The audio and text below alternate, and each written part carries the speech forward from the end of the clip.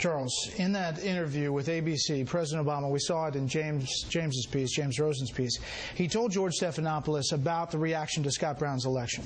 We were just so busy getting stuff done, dealing with the immediate crises that were in front of us, that I think we lost some of that sense of speaking directly to the American people. Now, we did some research. President Obama gave 411 speeches, comments, and remarks. 52 of those specifically on health care. 158 interviews, 90 for TV, 11 radio, the rest in print.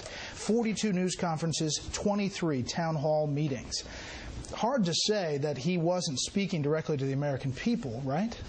It's amazing that his explanation for all of this is that he was so occupied with helping the American people working quietly and late nights in the White House that he was overly reticent. The man was ubiquitous. The man was everywhere. The man hovered like Big Brother every night you turned him on.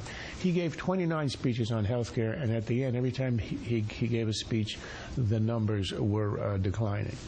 Look, it is not that Democrats want to think it was a question of the message. They want to believe it was a matter of tactics.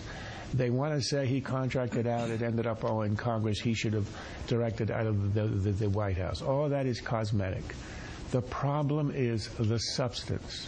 He had one issue he wanted above all. He had cap and trade, which also didn't succeed, but his signature issue was health care.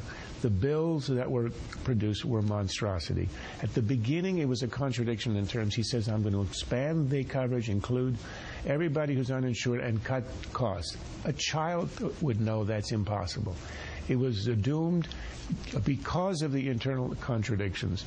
And the problem is that in the end, it was all substance. The reason that it failed in Massachusetts, of all places, again, it wasn't a cosmetic issue.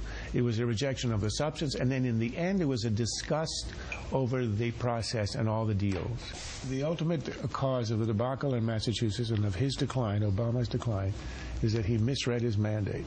This is a center-right country, and he tried the governing left. His only hope of success is to tack to the center the way that Clinton did.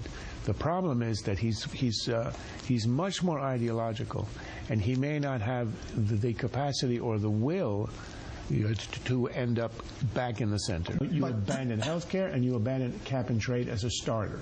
Okay.